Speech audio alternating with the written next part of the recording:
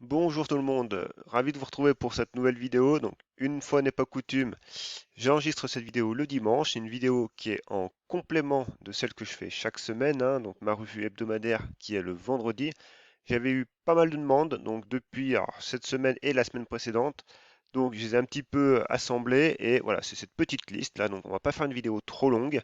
Simplement, pareil, on va passer en revue les niveaux à surveiller, la tendance, comment elle est sur différentes unités de temps histoire de vous éclairer un peu. Donc, n'hésitez pas à partager ces vidéos, que ce soit celle-ci du dimanche. D'ailleurs, j'essaierai, je pense, d'en refaire en fonction de ma disponibilité. Là, aujourd'hui, en fait, pour tout vous dire, il pleut une grosse averse dehors. Donc, voilà, j'avais prévu des choses à faire dehors. Du coup, je suis coincé. Donc, j'en profite pour vous faire cette petite vidéo. Donc, n'hésitez pas à les partager, à vous abonner à la chaîne si vous le souhaitez. Voilà, si vous voulez me soutenir et suivre au fil des semaines. Et puis, qu'est-ce que je voulais dire? Oui, partagez, abonnez-vous et mettez-moi un petit pouce. Et si vous avez des valeurs que vous voulez que j'analyse, eh ben, c'est avec grand plaisir. Vous me les mettez soit en commentaire, soit sur mon Twitter. N'hésitez pas. Allez, on commence tout de suite du coup avec Katana. Alors, évidemment, je le répète, mais ce ne sont que des avis personnels. Ces analyses, c'est de la pédagogie uniquement. Ici, on a Katana. Alors, Katana, j'avais analysé quelques semaines. Alors, quand on était dans ces eaux-là, donc fin d'été. Là, du coup, bah oui, forcément, le marché n'a pas aimé.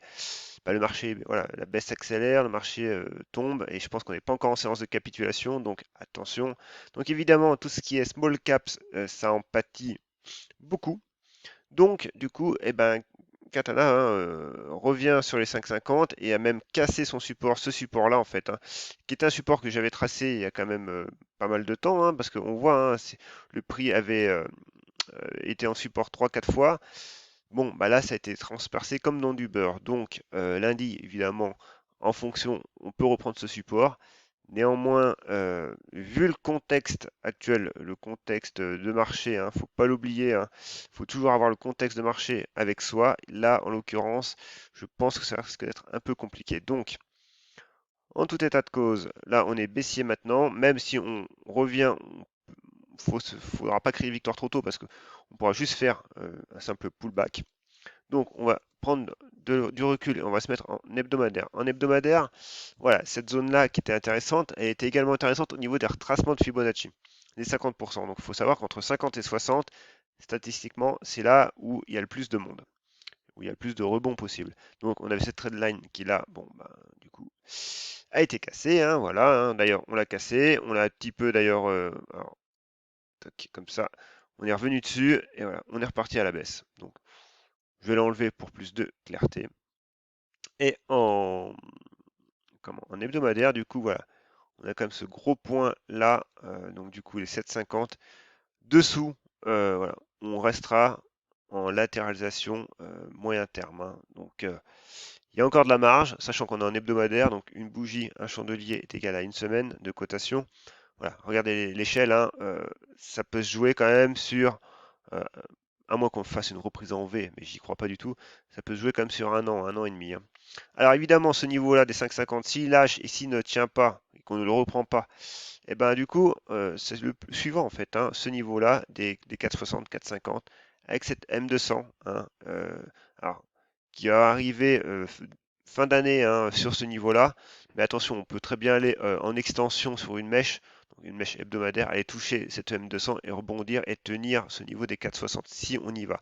Mais voilà, actuellement évidemment, bah, vous l'avez compris, la tendance haussière qu'on a eue, elle a été cassée depuis ce niveau-là, depuis la cassure des 7,50. D'ailleurs, je vais mettre le GMMA et on voit que le GMMA, bah voilà, le faisceau lent qui est composé de le faisceau rouge qui est composé de moyenne lente à période longue, il se retourne, tout est en résistance. Donc, du coup, divergence de bande de Bollinger, voilà, vous avez compris.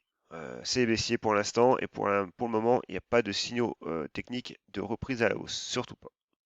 Allez, Katana, c'est bon. On va passer sur Claranova. Alors, Claranova, une valeur que j'ai un peu délaissée. Pourquoi? Parce qu'en fait, il se passe plus rien du tout en fait.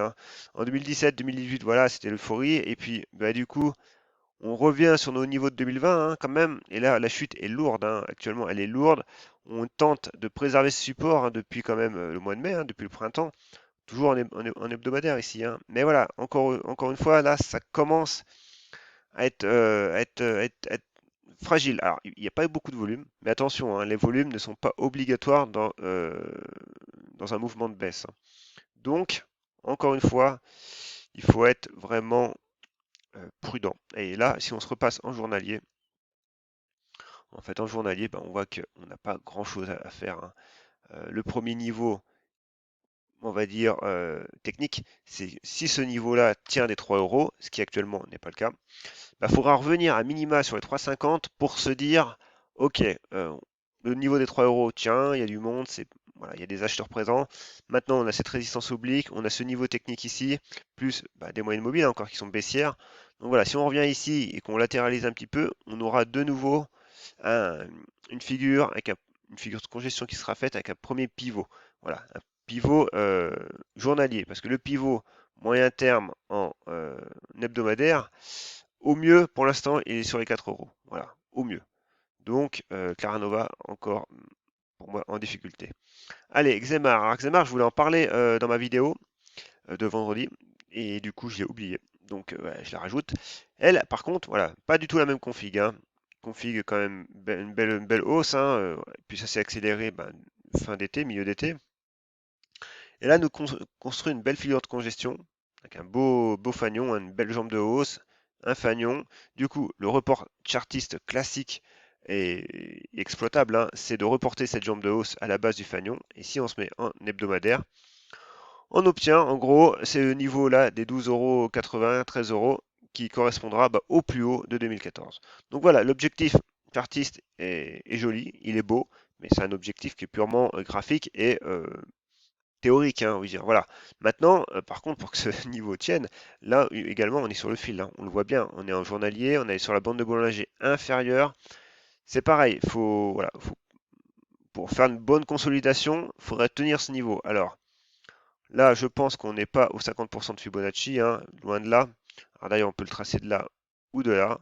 Mais moi, je préfère vraiment prendre juste la dernière jambe de hausse vraiment forte. Et voilà, les 50%, on retomberait quand même entre les 7,50 et les 8 euros, là, cette zone-là, des 7,80. Donc, jusqu'à 8 euros, on n'est pas en péril sur Xemar. Par contre, ce qui est dommage, c'est que là, actuellement, on a des bandes de Bollinger qui se contractent. Si jamais on se casse ce niveau des 8,50, voilà, on aurait des bandes de Bollinger qui divergeraient. Et ça serait du coup une dynamique un peu baissière qui se mettrait en place, même si on reste dans une grosse consolidation, ça serait une dynamique voilà, moins neutre. Donc, c'est pour ça que ce niveau-là, il faut vraiment le tenir. Et après, à la hausse, tant qu'on n'est pas revenu sur les 9,40, 9,38, là, pareil, on attend. Allez, on continue avec l'Ectra. L'Ectra qui est une demande. Du coup, on va se remettre en hebdomadaire, hein, comme à chaque fois. Important de se mettre en hebdomadaire pour prendre du recul. Donc, on avait un canal haussier, bon ce canal a été cassé déjà depuis un bon moment, on est en hebdomadaire donc depuis avril, et depuis avril voilà, on voit que ce support là, alors cette zone là qui est un peu dessinée, qui n'était pas très, comment, si on regarde, si on s'arrête ici, voilà, on a juste cette zone là et c'est pas très précis, par contre le prix nous a donné d'autres infos par la suite, et on voit que, si je mets, je vais resserrer comme ça, on voit que voilà, sur cette zone là des 36, 36,5, c'est une zone de résistance. Et maintenant, on descend à la baisse. Et puis, notre prochain niveau, hein, il est là. Alors, c'est un niveau. Alors, c'est pas un niveau rouge, hein, c'est pas une résistance, c'est un support. Et si on dézoome un petit peu, ça correspond. Alors, voilà, là, ça correspond à ce plus haut là. Par contre, c'est vrai que oui, c'est ce trait là en fait qui correspondait. Voilà, je l'ai effacé un peu vite tout à l'heure. Et du coup, en fait, les plus hauts qu'on a eu de mars 2017, voilà, on les a cassés. Pour le coup, maintenant, c'est plutôt ce niveau-là des 27,5 avec la M200. Mais pareil, c'est pas clair. Voilà, on a un niveau ici, on a un niveau là, c'est pas clair. Moi, j'aime bien quand il y a des niveaux clairement définis, on se pose pas de questions. Là, on se pose trop de questions. Donc, l'Ectra pour l'instant est en tendance baissière, tout simplement, ce qu'il faut retenir. On verra à minima si sur les 28, 27, là, il y a une réaction. Mais tant qu'il n'y a pas de réaction vraiment forte et une petite construction quand même qui s'en accompagne, attention. Voilà, en plus, les bandes de Bollinger divergent. Donc, les niveaux de support, trop ambigu, trop, c'est pas assez net. Voilà, encore une fois. Ouais, moi, j'aime la clarté. Je veux que ça se lise, qu'un un gamin en sixième puisse comprendre le graphe sans qu'on lui explique. Or là, eh ben non, c'est pas le cas. Donc, attention. Voilà, Lectra, tendance baissière, tout simplement à retenir. Allez, Albio, pareil, Biocinex, donc qui est une demande. Là, pour le coup, le graphe est un peu plus clair. Pourquoi? Parce que on a des niveaux qui ont été touchés, donc on a une zone, hein, et on a la M200. D'ailleurs, le prix a fait une mèche, petite mèche, sur cette M200. Donc voilà, on est quand même sur un niveau important. Néanmoins, encore une fois, toujours, la tendance reste baissière, hein, comme beaucoup de valeurs. Ça reste baissière. Donc, en l'état, première chose à faire sur Biocinex, bah, c'est de tenir le niveau sur lequel on est actuellement. Et c'est pas non plus gagné. Donc, bah voilà, hein, les 13 euros là, vraiment à tenir. Et si on se remet en journalier, bah, en journalier, au mieux, on se posera la question déjà d'un petit retour.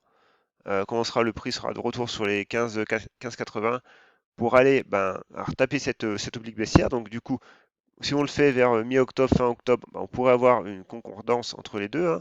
Mais voilà, l'espérance de gain n'est pas non plus énorme, hein, parce que les 19 et les 21 seront vite là. Donc c'est pareil, niveau actuel à tenir déjà, en premier. Athos, bon, bah Athos, voilà, tout le monde en a parlé sur Twitter, donc pourquoi je le ferais pas? Allez, soyons fous. C'est baissier, hein, je vous en prends rien, c'est pareil, c'est baissier, on a cassé les plus bas historiques. Donc là, en l'occurrence, au niveau analyse graphique, on est un peu limité, hein. Du coup, maintenant, méfiez-vous, voilà, simplement, on a ce niveau-là, hein, donc qui était un plus bas de janvier 2009 quand même, sur les 11,80, 12 euros. C'est pas interdit d'y revenir, de nouveau, mais attention, changement de polarité oblige, on pourrait avoir une résistance. Bah, ça pourrait devenir résistance. Allez, j'accélère un petit peu. Novacite, bah, c'est pareil, c'est baissier, on me le demande aussi, mais non, c'est baissier. Voilà, le graphe parle de lui-même. Tout simplement, il n'y a rien d'autre à faire. Allez, je passe. Gensight. Alors Gensight, on est en hebdomadaire toujours. Elle travaille. On voit qu'on a une zone, on a la M50, on a la M200, on a cette zone-là des 3,80, 4 euros. Ça travaille, on a ce support-là qui est au milieu. Alors attention, ici on est en hebdomadaire, hein. Et si j'arrive à choper, voilà. Donc là, support, on va quand même le mettre en vert.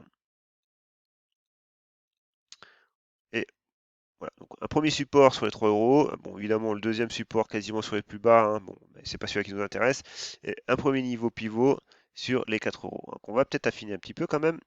Et on voit que en journaliste, ce qui est pas mal quand même, c'est que là, on a la M200 là, et on a des bandes de Bollinger qui se contractaient. Donc voilà, et c'est un peu ce que j'enseigne dans mon livre, c'est que c'est des conditions qui sont déjà propices euh, à un retournement un peu plus durable. Voilà. Quand vous avez la M200 qui est baissière sur votre tête, il ne faut jamais l'oublier, il ne faut jamais la perdre de vue, parce que vous pouvez être sûr que vous allez potentiellement la retester, mais qu'elle va jouer son rôle de résistance.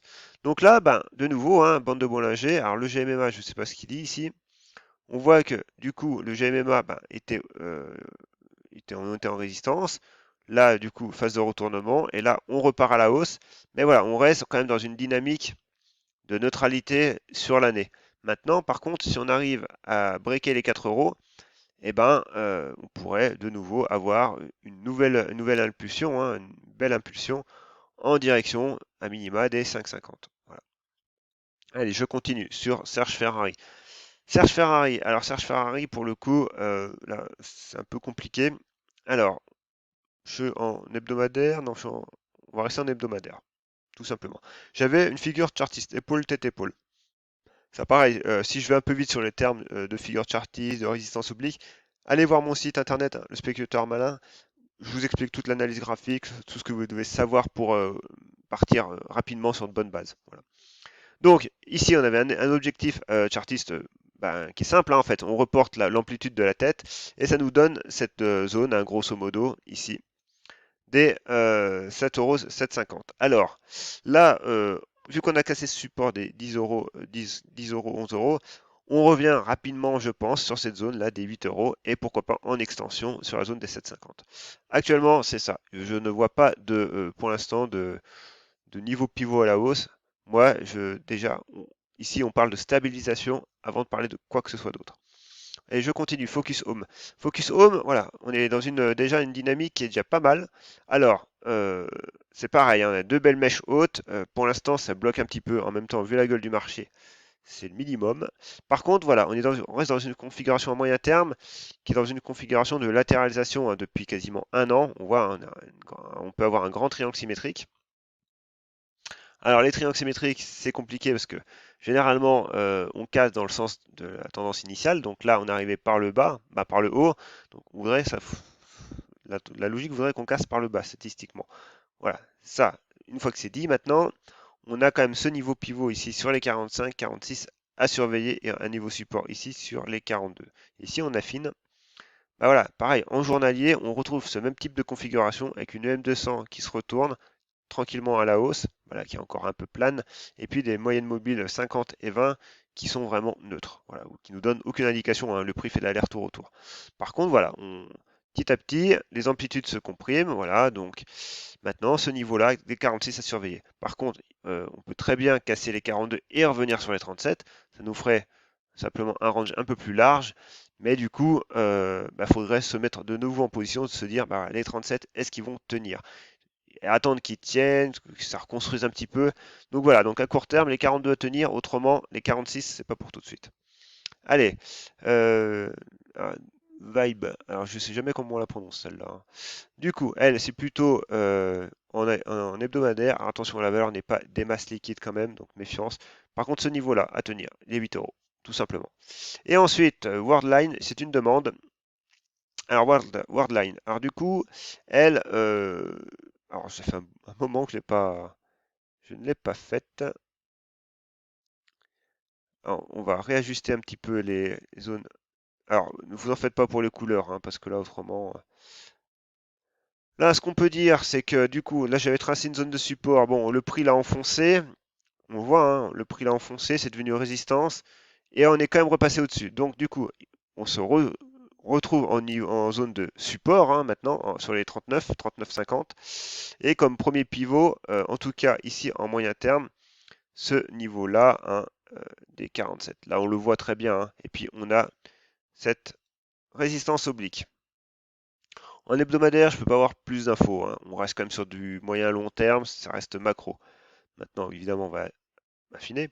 Et affiner, c'est pareil. On a quand même déjà une petite tendance pareille. Hein. À chaque fois, c'est les mêmes types de config, hein, des figures de retournement. Pareil, tenir les 39,50, hein, comme je l'ai dit. Et voilà, on a sur la bande de Bollinger supérieure ce niveau-là des 46-47 qui coïncide. Donc, à minima, il faudra revenir sur les 47 et pourquoi pas enchaîner en direction après les 62. Alors, déjà en direction de cette zone-là des 57, 52, 54 et puis après ce gap. Voilà, c'est tout pour aujourd'hui. Donc 18 minutes, pas trop long, mais je pensais faire plus court quand même. Si vous avez des valeurs, n'hésitez pas à me le dire, hein, je les analyserai avec plaisir. N'hésitez pas à partager cette vidéo, à la commenter si vous en avez envie. Et puis voilà, partagez-la pour que j'augmente mon nombre de vues hein, et que cette chaîne se développe. Grâce à vous, en tout cas. Allez, sur ce, je vous dis un bon week-end.